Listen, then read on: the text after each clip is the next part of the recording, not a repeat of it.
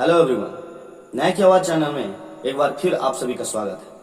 मैं शिव कुमार राय आप सभी का तहे दिल से धन्यवाद और अभिनंदन करता हूं। प्रश्न यह है कि क्या हमारा मुहिम जो कि न्याय की आवाज अनेक गांवों और अनेक व्यक्तियों के लिए लड़ता आ रहा है, क्या यह सिर्फ वीडियो के माध्यम से हो पाएगा?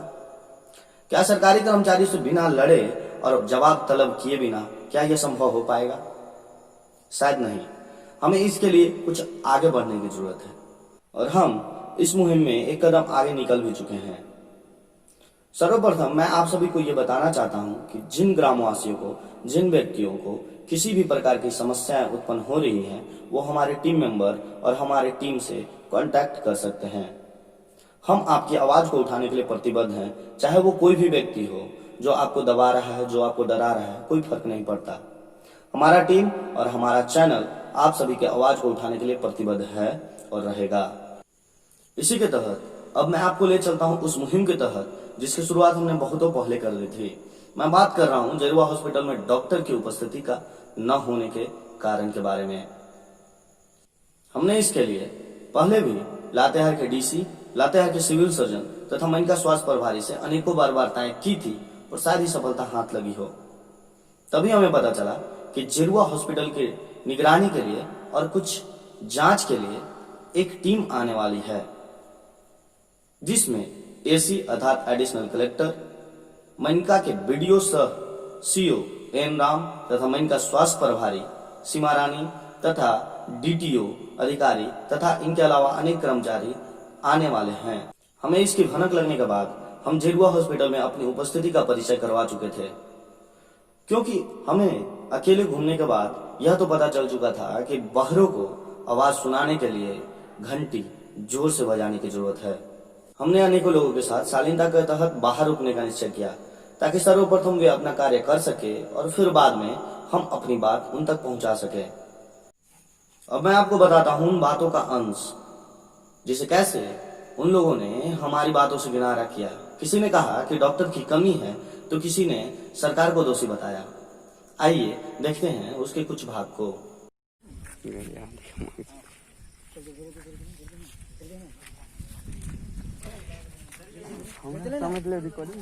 अनुभव बोले उसने करती है। कोई इधर नहीं आएगा। उधर दूर से रहिए, डिस्टेंस मेंटेन करके रहो जी, डिस्टेंस मेंटेन करके रहो। इधर है, इधर सामने से बात, इधर आ। हाँ सर, पहले नाम बताइए, आप नाम पता बताइए। शिव कुमार राय, ग्राम डुमरी, जिला लातेहार, प्रखंड डुमरी। हाँ, डुमरी बगल में है। हाँ, बोल रहे सर, ये हॉस्पिटल लगभग 2-3 साल से पड़ा है, ना कोई डॉक्टर है ना कोई फैसिलिटी।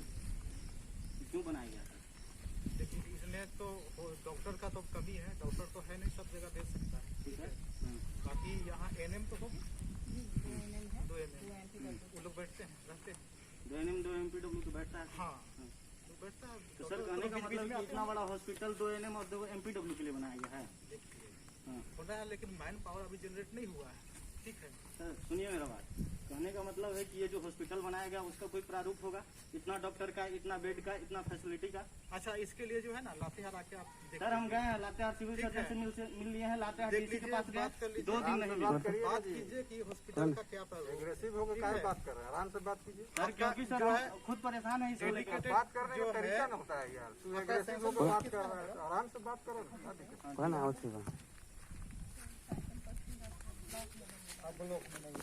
जिला में नहीं है। जानते हैं, बता रहे हैं आपको सर, हम मनका स्वास्थ्य प्रभारी से बात किए सर, हम डाटा जानना चाहें सर, हमको कोई डाटा नहीं मिला। हम 1 दिन नहीं 2-3 दिन कंटिन्यूअसली परेशान रहे। क्या डाटा चाहिए? डाटा हमको चाहिए था सर कि यहाँ के कितने डॉक्टर हैं आके, तो मिल जाएगा।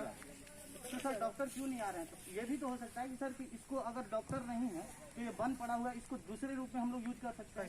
ये कोई नहीं है, कोई योजना वगैरह नहीं है। मतलब स्पोर्ट्स कॉम्प्लेक्स फील्ड है सर, स्पोर्ट्स कॉम्प्लेक्स इसको अभी एनएम है ना, एनएम बैठ रही है ना सर, एएनएम एमपीडब्ल्यू है ना सर, एएनएम और एमपीडब्ल्यू के लिए इतना बड़ा हॉस्पिटल आपको ठीक लग रहा है? अरे ठीक लग रहा है, अब धीरे धीरे होगा ना जी व्यवस्था। हाँ, कब बना है ये हॉस्पिटल? ये हॉस्पिटल कब बना है मैम? नहीं हो रहा है मैम, नहीं हो रहा है। जितना भी आता है ना यहाँ दवा भी नहीं मिलता है। यहाँ पे दवा बोलता है कि दवा है ही नहीं। वहाँ उचवाबाद से लोग जाता है वहाँ मनिका, यहाँ सब कोई का कंप्लेन है कि कोई दवा वगैरह मिलता ही नहीं है, कोई फैसिलिटी नहीं है मैम। मनिका में कितने डॉक्टर हैं? दो MBBS।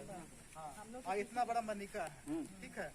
उसमें पूरा मनिका आपको देखना है, जो स्वास्थ्य केंद्र है आप पूरा देखना है। आप बताओ। तो सर हम ये नहीं बोल रहे हैं कि आपके पास डॉक्टर है नहीं है, हम ये कह रहे हैं ना सर कि ये हॉस्पिटल क्यों बनाया गया फिर? सुन लो मेरे बात, किसका के लिए? सरकार तय करती है, हम लोग तय नहीं करते, ठीक है। और इसका जवाब सरकार ही देगा, हम लोग नहीं देंगे।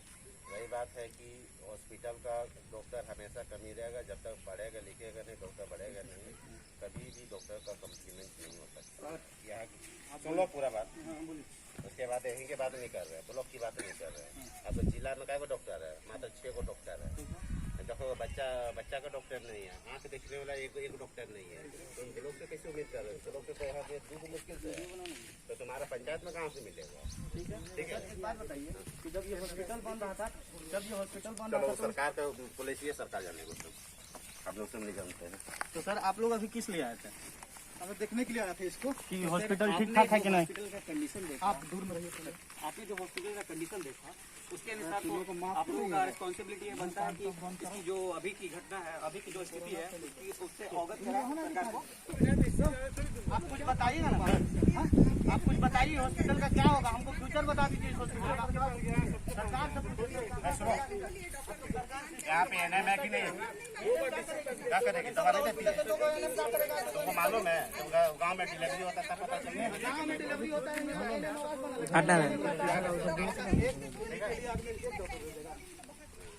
सर ये जरुआ का हॉस्पिटल आपका कितना गांव कवर करता है? आप एक डॉक्टर का बात कर रहे हैं, आप मनका में 2 MBBS 2 आयुष डॉक्टर है, कहे नहीं 2 को भेज देते हैं यहाँ?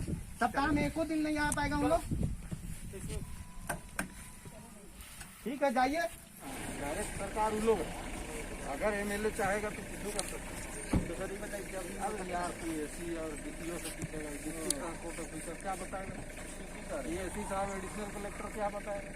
अगर हॉस्पिटल खुला रहता तो ये सब जितना टूटा फूटा वो सब मेंटेन रहता था। चालू समझ रहे हैं, बात को समझो तो मेरा। गवर्नमेंट डॉक्टर बनना चाहता है। मैम एक मिनट, मैम से बात कर लेते हैं, थोड़ा सा बात करते हैं। मैम ये कम से कम आप पुलिस आयुष डॉक्टर से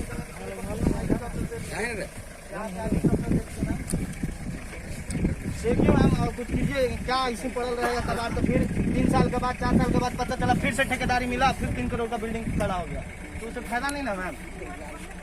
नहीं मतलब वही हॉस्पिटल वर्क देखिए, इसको कुछ कीजिए, कोई आयुष डॉक्टर वगैरह जो भी है उनको प्रोवाइड कीजिए मैम। अरे इस सिस्टम में पूरा जटिल है, क्या करें? किससे मांगे? अरे तो इस सिस्टम का पार्ट है ना मैम, सरकार तो यही लोग है, अफसरशाही तो यही है। तो हम लोग किसके तो पास ये जांच करने के लिए इनके अधिकार है, लेकिन ये सब का ठीक है, हम जाइए, राम राम, चलो धन्यवाद मैम। जैसा कि आप सभी ने देखा, एसी साहब ने और अनेक अधिकारियों ने कहा कि डॉक्टर की कमी है, मैन पावर को जनरेट करना पड़ेगा, लोग पढ़े लिखे नहीं हैं, लोगों को पढ़ना लिखना पड़ेगा और डॉक्टर बनना पड़ेगा। हमारा प्रश्न एक छोटा सा है और इस छोटा सा प्रश्न का सवाल का जवाब तो आप सभी को देना पड़ेगा, चाहे कोई भी अधिकारी हो। प्रश्न ये है कि जेरुआ हॉस्पिटल यानी कि 3 साल या 4 साल पहले जो बनाया गया था, क्या उस समय डॉक्टर थे? क्या उस समय बहुत ज्यादा लोग पढ़े लिखे लोग थे? क्या उस समय डॉक्टरों की कमी नहीं थी जो जेरुआ हॉस्पिटल का निर्माण करवा दिया गया? क्या इतना विशाल और भव्य हॉस्पिटल बिना डॉक्टर के लिए बनाया गया था? एक प्रश्न जटिल है और इसका जवाब तो देना पड़ेगा, चाहे कोई भी व्यक्ति हो।